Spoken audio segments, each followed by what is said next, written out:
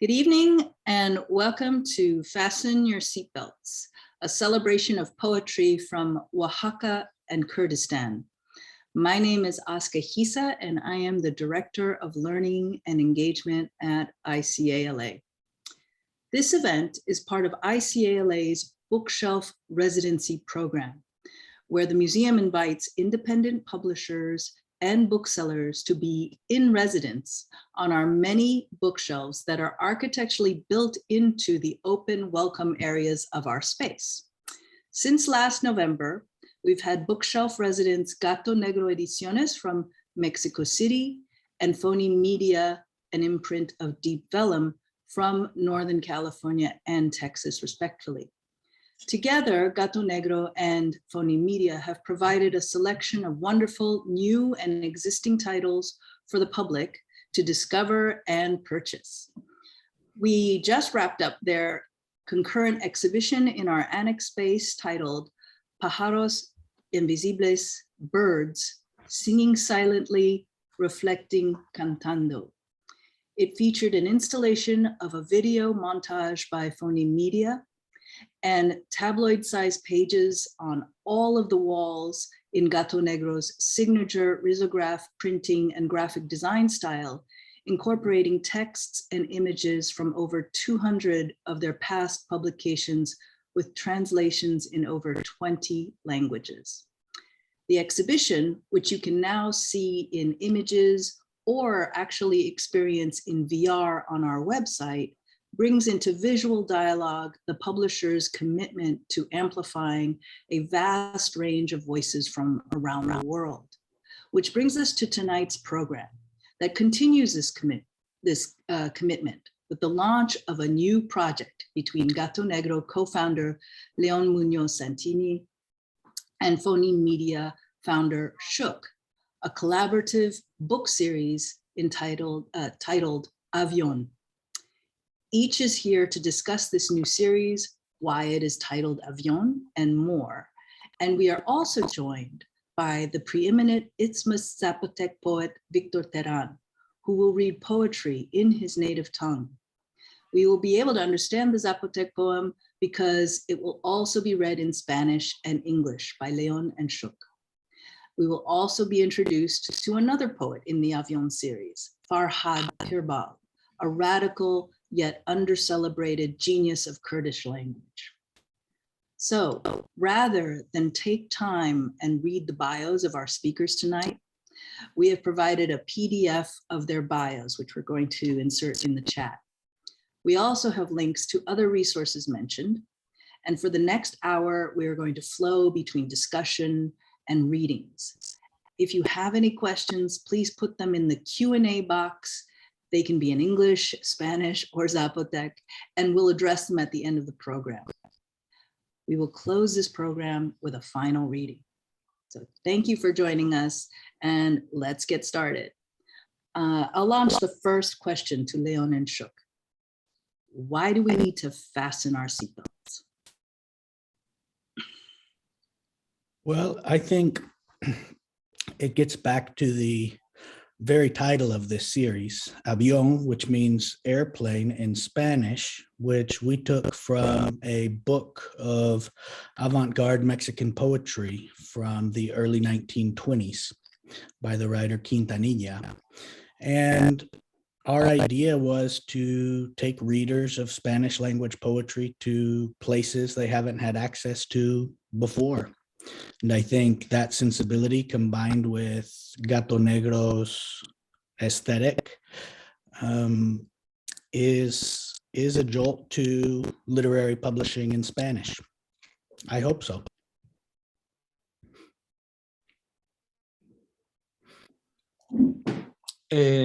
Yes, and there are many ways to name what poetry is or can be, many metaphors, and to look at the Mexican vanguardist tradition of stridentism and and make this guiño aquel avión, is to choose the idea of the poetry can be by any means the best way to travel with speed, with altitude, with perspective, though. And somehow that we would like to think fits into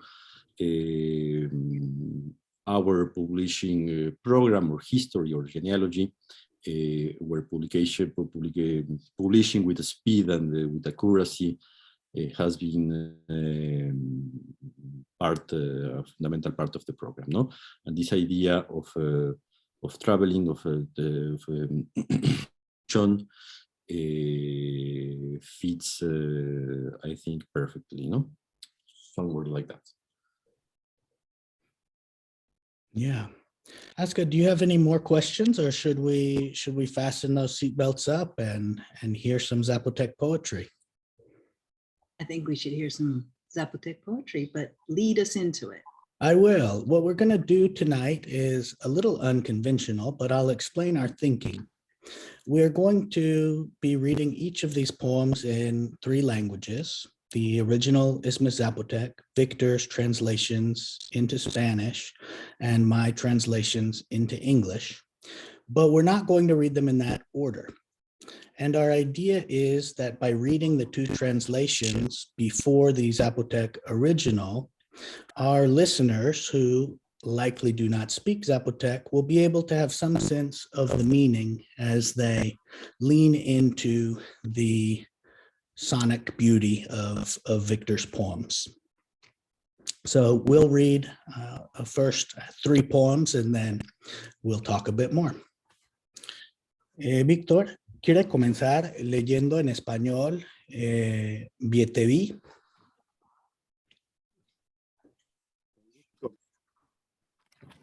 Déjame ver. Lectura. Sí me veo, ¿verdad? Ahí está. Sí. En español, azota el norte. En la calle, desechos y hojas secas se persiguen con rencor. Gimen las casas, se enroscan los perros. Hay algo insertado en el dedo de la tarde, una espina de bagre, un clavo enmohecido. Alguien desmedidamente fumó cigarrillos en el cielo, lo dejó encapotado, lánguido.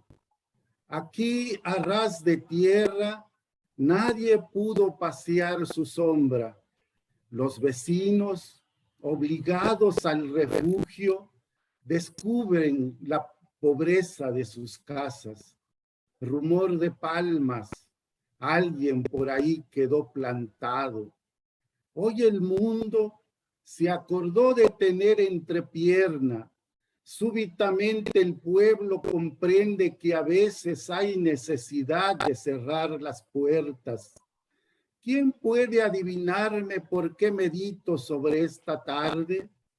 ¿Por qué me nace acuchillar el corazón del duende que desenredó la boca del viento que hoy azota? ¿Por qué me nace encajar olotes en la nariz del fantasma que resuella afuera? Se carcajean los árboles, desternillándose de risa, festejan que no hayas llegado a la cita. Tráiganme ahora a los pájaros que encuentren en los árboles y les diré si las pestañas del diablo son ensortijadas. Thank you, Victor. That was Victor's own translation into Spanish. And now I'll read my version in English. This was actually the first of Victor's poems I ever translated, and one of my first ever publications of a translation or of my own work. So it holds a very special place in my heart. The north wind whips. The north wind whips through. In the streets, trash and leaves are chased with resentment. Houses moan. Dogs curl into balls. There is something in the afternoon's finger, a catfish spine, a rusty nail. Someone unthinkingly smoked cigarettes in heaven, left it overcast, listless. Here, at ground level, no one could take their shadow for a walk. Sheltered in their houses, people are surprised to discover their misery. Someone didn't show. The palms snicker at their host. Today, the world agreed to open her thighs. Suddenly, the village comprehends it's sometimes necessary to close their doors. Who can divine why I meditate on this afternoon?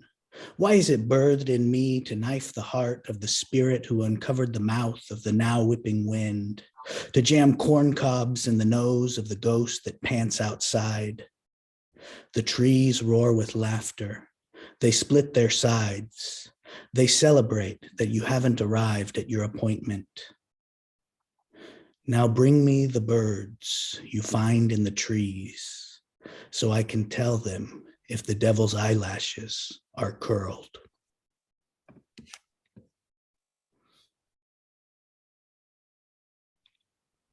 And now Victor will read us the Zapotec original.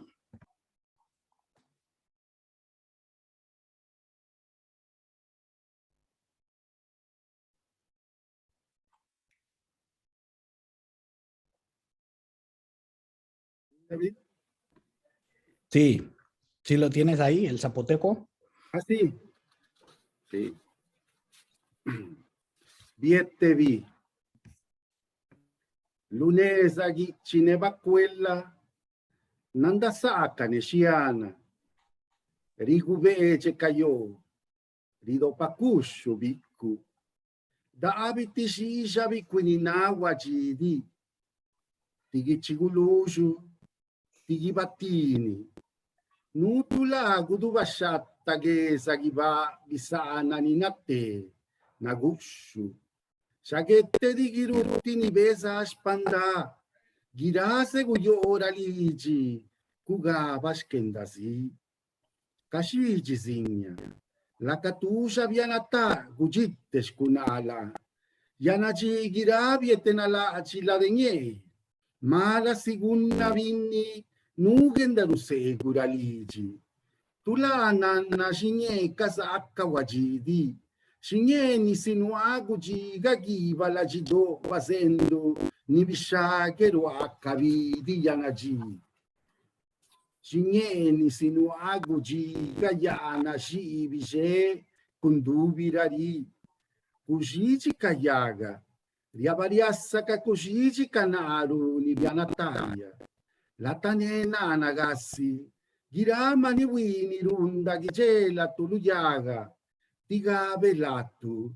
Panaye que gichalaga. Vinijaba. Muchísimas gracias, Víctor. Todos te estamos aplaudiendo mucho.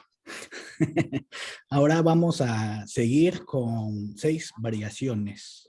6 variations on love. Y otra vez vamos a comenzar con la versión en el español.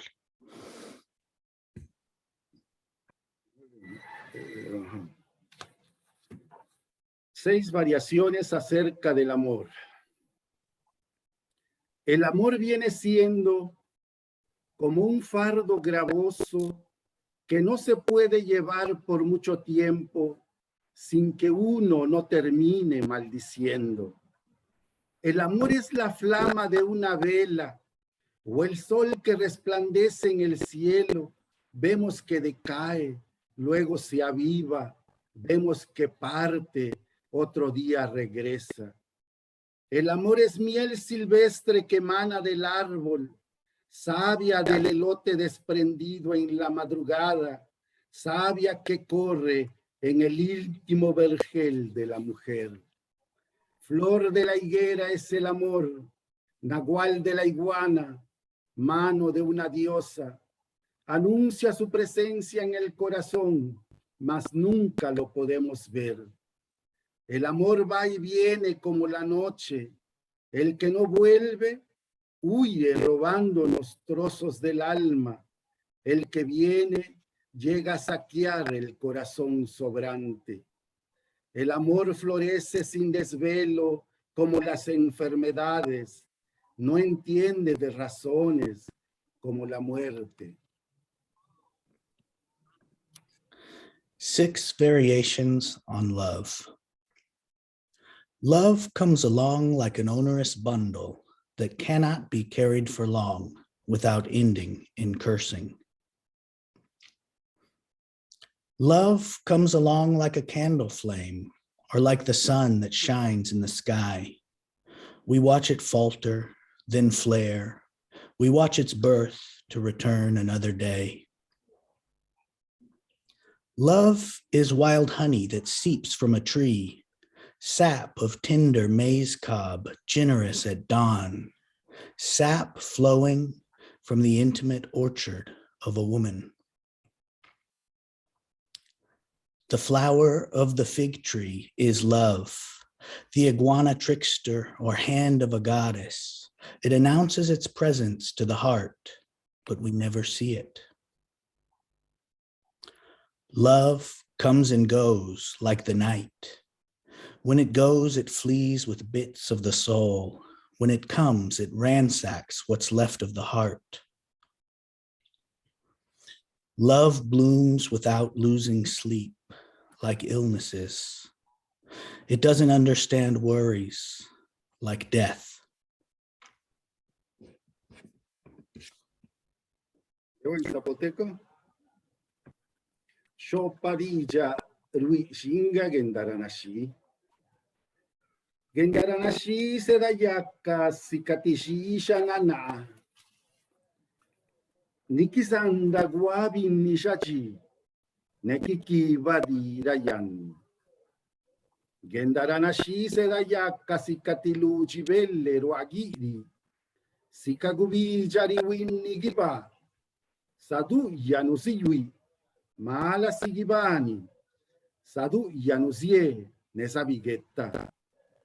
Gendaranashi Chinyaya Gangala. Ni Jise Gula Ditelayu. Ni Jise Rujogne la dele Stitiguna. Giedu Ganga Gendaranashi. Shkenda Guchachi. Nativido. Zanda no Pusiaviri Lajido no. Nekisadu Yadi Nula. Gendaranashirie Nereda Sikawashini. Nirie Rine Tinda Alajido no. Nireda Reda Kaastinda Alu Niana. Gendaranashi Kigappa Shilaji Sika Gendawara. Kigappa Gendaviani Sika Gendagutti. Thank you, Victor. We're going to read one more poem before the next phase of our conversation. And that one is called I Know Your Body. Conozco tu cuerpo. Conozco tu cuerpo. Plenamente te conozco. Si fueras una ciudad, cualquier lugar que me preguntaran, yo les daría la dirección. Me gusta todo tu cuerpo. Me gusta verte hablar, reír, mover la cabeza. Miel de abejas son tus 2 colinas turgentes, lugar donde iba a honrar a los dioses. Me hubiera gustado seguir entrando y saliendo de tu bosque, aposento hecho deliberadamente para el buen morir. Fuiste creada amorosamente, digno de alabanzas es tu cuerpo. Qué honra haberte vivido, haberte sido. Ya no soy quien se enfada cuando los hombres voltean a verte. Ya no soy quien se impacienta cuando te desvistes. Eres una cierva en el aire, una balsa de flores que de mañana serpentea alegremente en el río. No hay parte de tu cuerpo que no conozca, no hay parte que no me embruje. Quisiera seguir siendo la luz que se pasma cada vez que mira la redondez blanca de tus carnes. Quisiera seguir viviendo en la regia ciudad que tú eres. I know your body. I know your body. Entirely, I know you. If you were a city, I could give perfect directions to wherever they asked me. I like all of your body. I like to see you talk, laugh, move your head. Your two well-rounded hills are the honey of bees, where I would go to honor the gods. I would have liked to continue storming your forest, lodgings deliberately built for a nice death. You were created with love. Your body is worthy of praise. What an honor to have lived, to have existed. I am no longer bothered when men turn to look at you. I am no longer impatient when you undress. You are a stag in the air, a raft of flowers that snakes across the river by morning. There is no part of your body I do not know. There is no part I do not like. I want to keep being the light stunned at the look of your white, luscious form. I want to keep living in the beautiful city that you are. Gidubi lurune biaya. Gidubi na kapyo. Panyak kalutigiji. Rati kasinina badija kabena. Na anulwe paneza di anani. Riulace pia gidubilu. Riulace guia ginilu. Gujichilu. Gusekeyannilu. Chinyayaga giro padani suguandi stilu. Raguyaci che rigucaro abido. Nyakala cerua nyuane ni reenda ni gishido stilu. Ni guya jinya. Giluce che ndanavani ndani. Bisa na acibido gusana li. Kikapalura gidigne giulu. Bininjo ngana attivivane li. Guccali. Yanna makadina rigice gucigetalu kangiu rasedi dilu.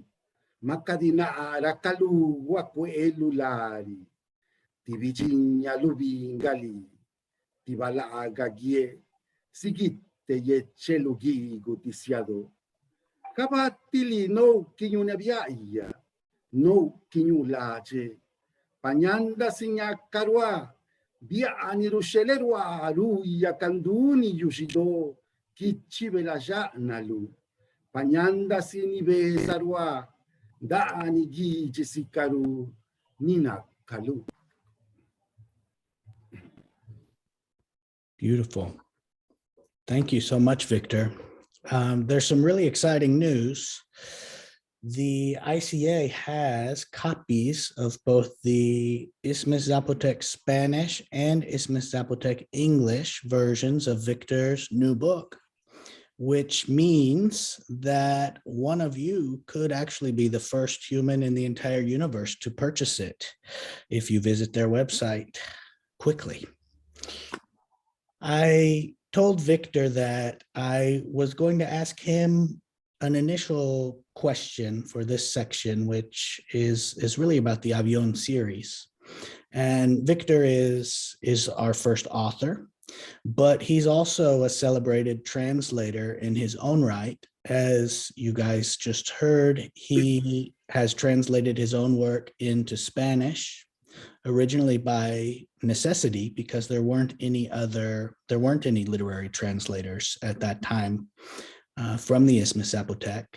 And later, he has translated over 40 poets from around the world into Zapotec. And I thought I would ask him to kick off our conversation explaining why he thinks it's important to translate into Zapotec. Víctor, ¿Por qué crees que es importante traducir la poesía mundial al zapoteco?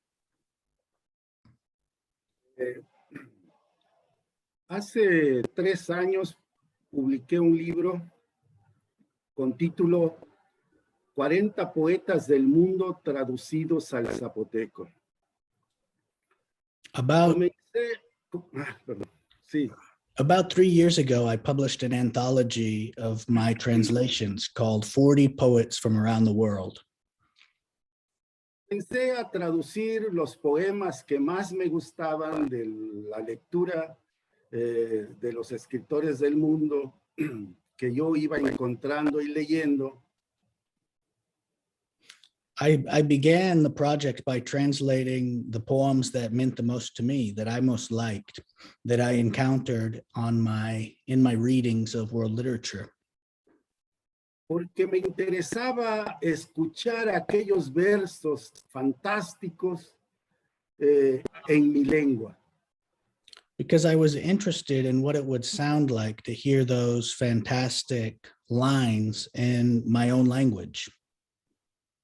Pero también me di cuenta de que sonaban tan fabuloso en mi lengua que me dije a mí mismo que tenía que hacer todo un libro para poder hacer llegar aquellos versos a la población hablante del zapoteco. But they sounded so good rendered in my own language that I felt inspired. I felt I had to assemble a book that I could share with other speakers of Zapotec. Entendí la importancia de comunicar aquellas imágenes que me ofrecían los escritores del mundo para que los niños, los jóvenes de mi lengua vieran, supieran o conocieran el sentimiento del poeta, la gracia poética de su lengua. Era comunicar un mundo, llevar un mundo a otro mundo. That was a long one, but I think I've got it. I learned the importance of translating these images, and particularly so that they could be read by the children and young people of my community, of the Zapotec speaking community. And really what I wanted to do was transport an entire world and offer them access to it. Publiqué entonces el libro y desapareció. Todo el libro se vendió. Toda la edición se vendió. I published the book and it disappeared. It sold out. There's not a copy left. Es muy importante la traducción. Es sumamente importante porque así das a conocer la cultura, la manera de ver el mundo de una sociedad, llevar ese mundo a otro mundo para que puedan abrir su mente y comprender más sobre la vida, sobre nuestra existencia y ser una persona diferente, más humano, ¿no? Más solidario. Por eso hice aquellas traducciones. Translation is very important because it gives us a window into the way that other societies see and understand the world. And that's why I think it's so important. It helps us to be more human and more understanding of others. Creo que me acordé de la mayoría de lo que dijiste. Víctor, I'm going to ask Victor one short follow-up because he's also an activist who has done a lot of work to preserve the Isthmus Zapotec language and to encourage young people to use it and to make art in it. And I wondered if and how translation might be related to that effort. Víctor, lo que te quiero preguntar es sobre el valor de la traducción en tus esfuerzos para promover y preservar la tradición zapoteca, el idioma zapoteco. Sí, el zapoteco del Istmo, bueno, el zapoteco en general, los hablantes del zapoteco son alrededor de un poco más de 500,000 de zapotecos, de personas que hablan la lengua zapoteca. Pero de 20 años atrás hacia acá, el 15% de la población de hablantes del zapoteco se ha reducido. Atravesamos un fenómeno muy difícil de deterioro de la lengua, que hace que los que escribimos de alguna manera busquemos la manera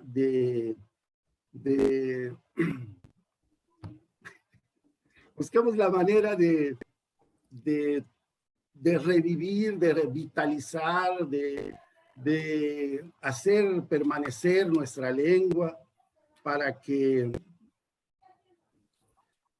no se muera.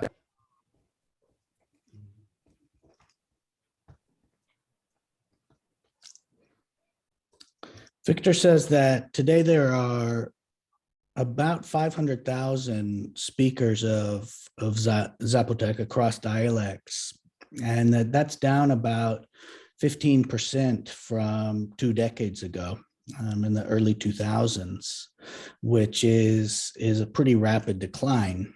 He said that the Isthmus Zapotec language has found itself in a difficult place, and that those of us who write seek a way to revive and revitalize the language, to preserve it and also to keep it from dying.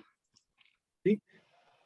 La literatura, además de servir para dejar inmortalizada una vivencia, un hecho y ayudarnos a pensar y sentir el mundo común con nuevas perspectivas, sirve para mantener incólume una lengua, una cultura.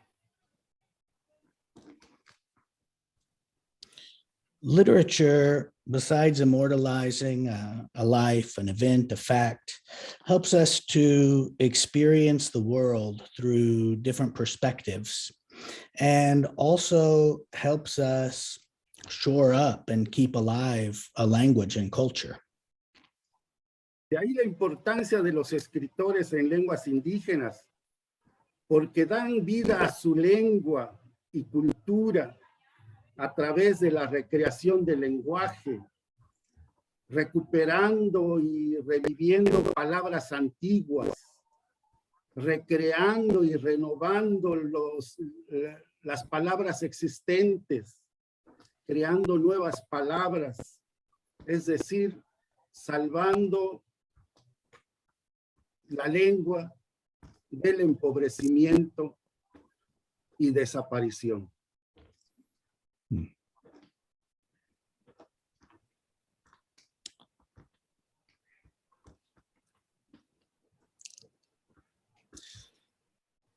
The importance of writers in indigenous languages is that they give their languages life. They keep them alive. They reintroduce old phrases and they renovate the language by inventing new ones. They save the language from impoverishment and ultimately disappearance. Bueno, muchísimas gracias, Víctor, por tu poesía, por ser el primer escritor de nuestra nueva serie, por esas respuestas. En unos minutos más te vamos a pedir cerrar la mesa con otra lectura, pero mientras tanto, León y yo hablaremos un poco. León. First, I have a question for Victor. That maybe it's easier if I make the question in Spanish, and if you are kind enough to translate it, Shuk. I'll do my best. I'll do my best. And to those of you who don't speak Spanish, what I was just saying. Victor,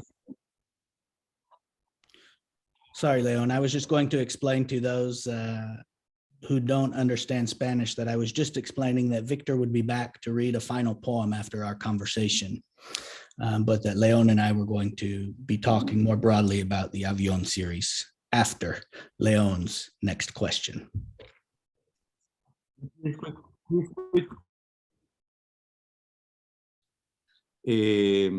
Ahora, la noche anterior, estuve leyendo el manuscrito de un libro que estamos por publicar, de un joven ensayista, que no les voy a contar mucho, pero el libro es una suerte de ensayo en torno a todas las genealogías negadas que constituyen la identidad mexicana.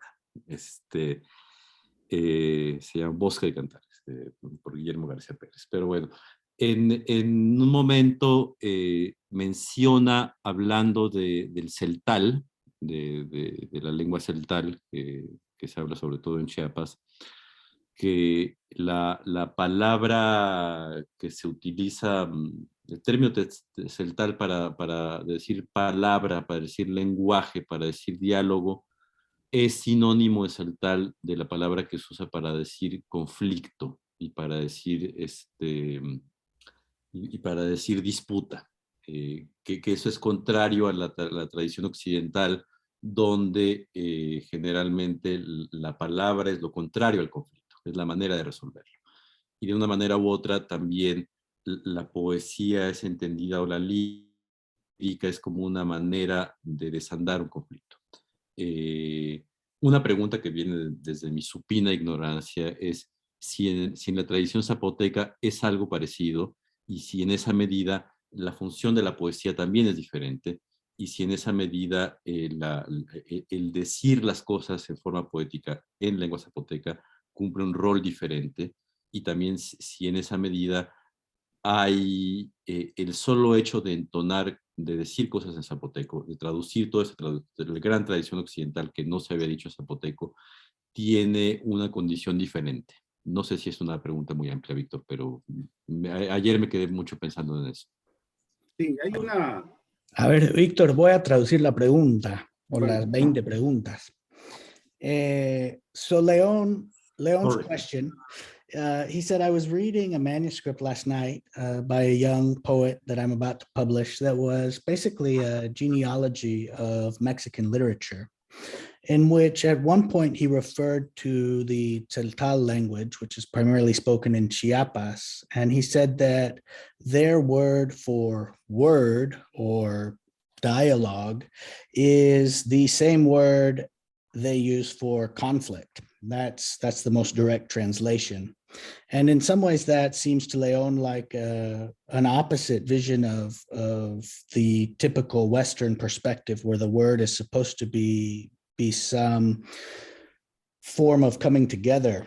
And along these lines in Tzeltal, he was thinking last night, the lyric is in some ways disruptive. It's not the harmonious that we normally seek in literature. And I wondered first if that same understanding applies to the Zapotec language and literature. And along those same lines, does poetry have a different purpose or social function in Zapotec culture? And is merely writing in the Zapotec language a distinct poetic act? En zapoteco, palabra significa, la palabra se traduce como dilla, pero no significa conflicto, significa más bien comunión, comunicación. Hay una frase muy popular en zapoteco que dice dilla ribedilla. Palabra saca palabra. O sea, palabra genera palabras. O sea, genera la comunicación, entabla la comunicación. Y comunicación es comunión, ¿no?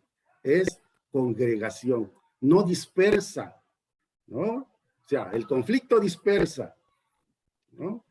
Sino congrega, la palabra congrega, dilla ribedilla, la palabra congrega, porque la palabra hace que el otro hable. Una palabra lanzada hace que el otro te conteste. Victor says that in Isthmus Zapotec, the word dicha is the word for word, and it literally means communion or communication. There's a very popular idiom in Isthmus Zapotec that means that words draw out words. That is, that by speaking, we encourage more speaking. And Victor says conflict disperses the word, whereas communication and the way we respond to a word launched our direction by someone else is just the opposite of that. It's communion. It's a bringing together.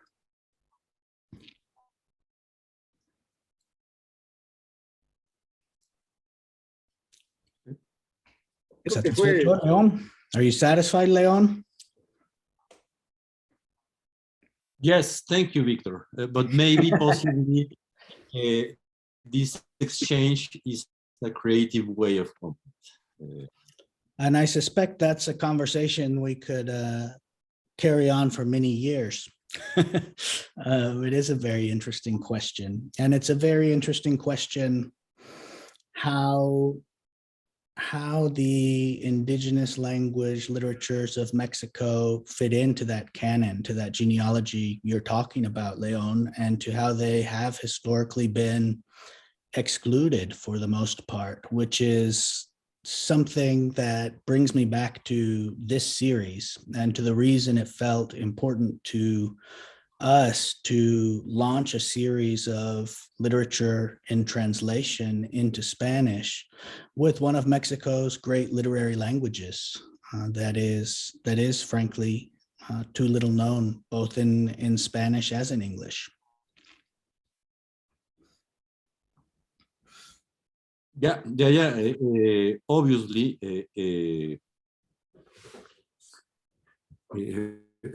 for us, felt obvious the chance to make this series possible. In many ways, I would like to think it's like the natural process of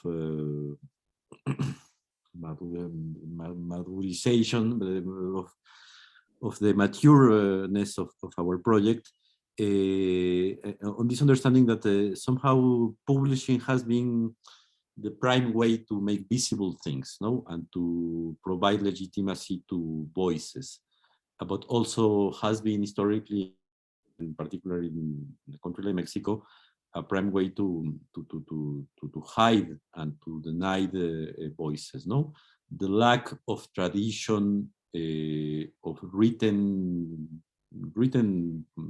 everything in indigenous languages in Mexico is not only some random condition due to the very few speakers of many of those languages. It has been part of a political project of constructing national identity.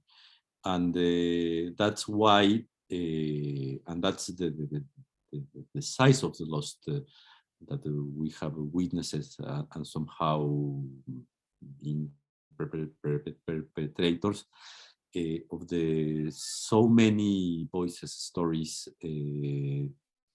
ways of telling unique that has been lost because the lack of written, I don't know if tradition, but written ways of disseminations in forms of books of many languages, no? And even though Isthmus Zapotec, I would say, is one of the strongest nowadays groups because of many reasons, no?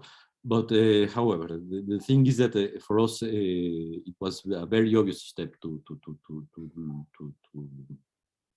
follow this proposal of George Shook to start this series, because precisely is to inverse the thing by publishing all this powerful and compelling writing, and also through the perspective that it's not only valuable because it's written by this very strange language for the a bigger perspective, because it's a powerful writing and somehow that can circulate everywhere. And even though the way the books are conceived are in that way, it's not like treating this like this kind of a traditional thing, but it's contemporary, powerful writing and compelling everywhere, no?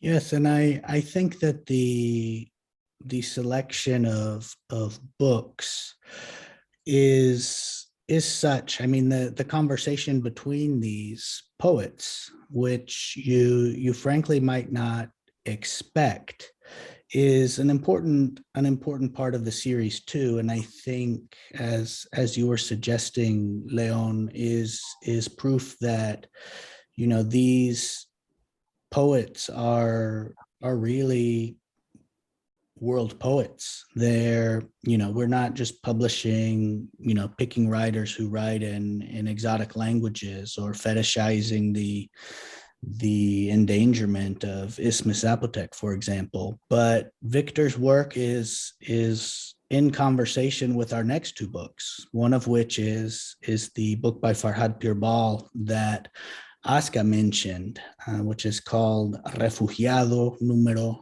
33,333.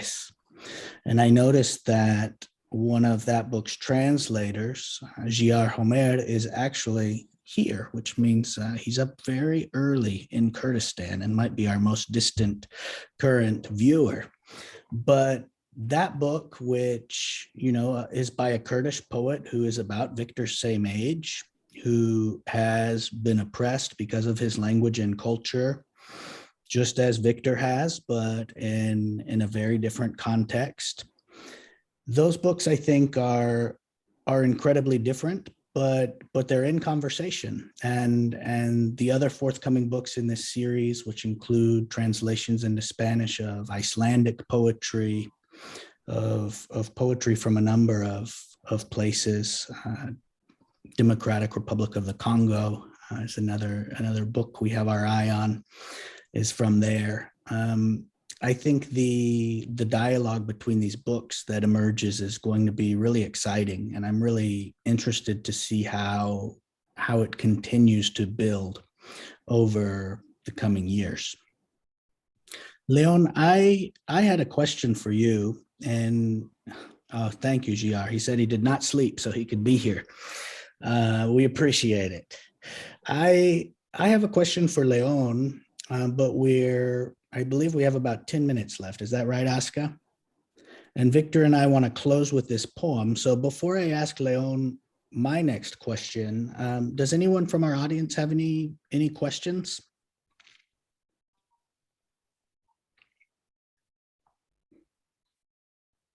No? Okay. Well, then I'm going to ask Leon the question I would like to hear him talk about.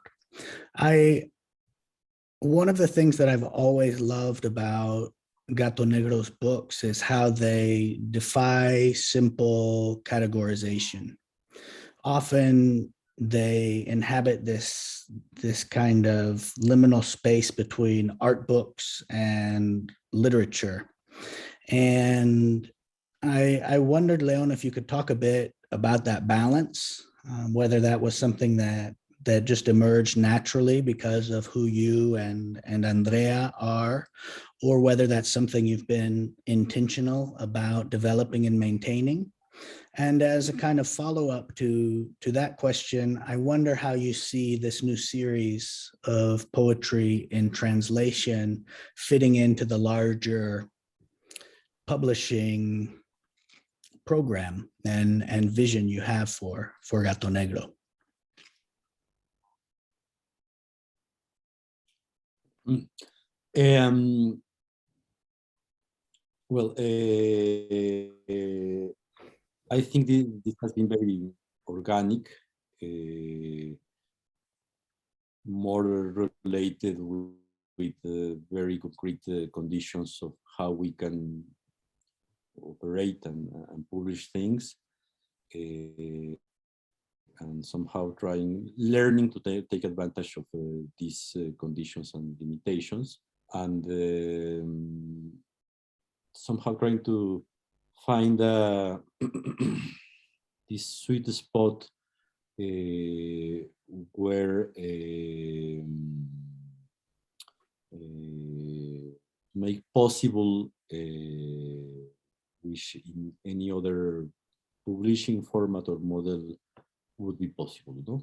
And one of these conditions is to embrace the risk in terms of what is makes sense to publish, no? This condition in between very artisanal, the way we work, but somehow hint and try to get attached to the traditional book form and trade book circulation. I suppose that was what made possible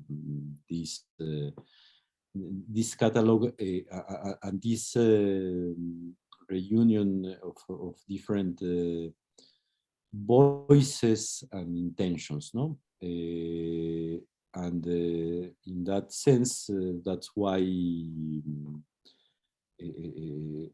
somehow still being poignant, insightful, to bring, as I said before, all those voices and to equalize them into a contemporary catalog, into a contemporary book language, and into a very particular form of circulation. I think that's how it makes sense, no? As I said, the merely fact to make visible and circulate along with all of other titles we have made, the contemporary Isthmus Zapotec poetry, and I would like to think that at the end accomplish this would be to not being subversive to publish this kind of content, but I don't know. That's more or less this idea of inverse the usual role of books as a way to legitimate content by giving voice and space to voices that usually does not circulate on those spaces, more or less, something like that. Thank you, Leon. That's a great answer. And I suspected you were going to say it had been rather organic because as we've described, our collaboration was so organic. You know, this is really the blossoming of several years of conversation made possible by the Institute for Contemporary Art, LA, and Aska and Isabella and everyone at the museum. And I'm really grateful. This has been really special, a really powerful opportunity to look back, I think, on what each of our publishing houses has accomplished over the last 7 or 8 years, and to somehow make very physical the work we've been doing. It felt like walking into one of our books, which was pretty cool. Leon, I'm not sure if you have any additional thanks you'd like to make. If so, please do. And if not, Victor and I will end the evening by reading one final poem from The Spines of Love. Do it. Okay, Victor. No, just one last thing. Since possibly this would be the last public moment of conversation, around this bookshelf residency. Obviously, we would like to thank the ICA and especially Aska and Isabella for making this possible. And yes, this has been an enhancer to pump the organicity of this and make possible this project. That's somehow it's happening now, and the books are here because it was triggered by the chance of collaboration through the ICA. No, and no, thank you so much. That's really so wonderful to hear, but it is like Victor said, the words in communion, the words creating communion. That's really what this has felt like, more than in conflict. So please continue. We will follow you. The Bookshelf Residency with Gato Negro and Phoneme Media, the books will be available until July 17th. So please, if you're in Los Angeles, come on by, but they'll also be online. Gracias, Victor. And thank you, Shuk and Leon and Andrea, Gato Negro, Phoneme Media, Deep Vellum, everybody. Let's hear this final poem. Thanks for coming. Víctor, vamos a cerrar con La Luz. Primero en español, después inglés y finalmente en el zapoteco. Pues muchas gracias a todos por difundir mi trabajo, al Instituto de Arte Contemporáneo, al amigo León Muñoz Santini de Gato Negro Ediciones, a Azúcar por su introducción y moderación, y moderar este evento. Gracias, David. Y leo el poema La Luz. Tu nombre. De día y de noche, tu nombre. Incesantemente tu nombre va y viene en mi pensamiento, como va y viene en la celda el recluso que pierde las entendederas. Tu nombre resbala una y otra vez de mi lengua como el pez de las manos del pescador. Si levanto un libro, tu nombre. Si coloco algo, tu nombre. No hay lugar en que yo esté que no tenga clavada la espina de tu nombre en la punta de mi dedo. Y por donde quiera que vaya, repentina y sigilosamente, el recuerdo de tu rostro muerde la pierna de mi existencia. Es tiempo de Cuaresma y están cercas las fiestas de mayo. Quizá el día se fastidie de perseguir a la noche. Quizá despierte yo un día con los trajines de mi muerte. Tendré a pesar de todo un océano de suspiros en mi alma que evoque tu nombre. Tendré sin duda un último aliento capaz de crear un cesto de hormigas aladas que proclamen el amor que te tengo, como nos anuncian sus revuelos la cercanía de las lluvias. Your name. Day and night, your name. In the morning, the afternoon, at dusk, only your name spins through my head like a man straitjacketed for having lost his mind. Only your name slips over my tongue like a fish between the hands of a fisherman. I lift a paper, your name. I put something away, your name. There's nowhere I go that I do not have the thorn of your name nailed to the tip of my finger. And no matter where I go, the memory of your face silently bites the leg of my existence. It's time for Lent, and May's fiestas are near. Perhaps the day's fed up with chasing the night. Maybe one day I'll wake up to the scandal of my death. Despite it all, I'll have an ocean of sighs in my soul to whisper your name. I'll no doubt have one last breath, capable of filling a basket with winged ants that will proclaim my love, like the commotion that announces coming rains. Lalo. Regine Washini, Lalo. Siado, Waji, Lugeil. Nisilalo rireshi kendani bichuga ike sikatusha seguyo, bruni viniti gendaviani. Nisilalo rirechuchi luluce, sikavenda andaninati guse. Gindissati gici, Lalo.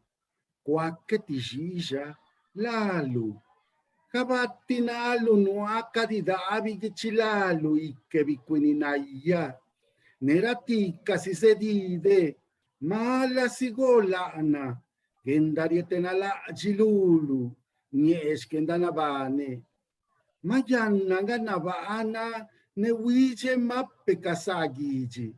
Sanda carigisa shakala acisananda washini. Sanda kanagi vanetiji, negiraka yayasti gendagutti stine. Zapparua tinisado gendarikala cindani la citua gusette lalu.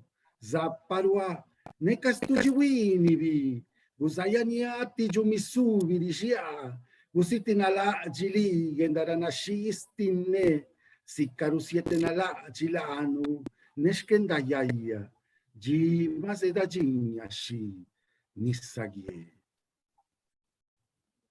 Muchas gracias. Thank you very much, everyone.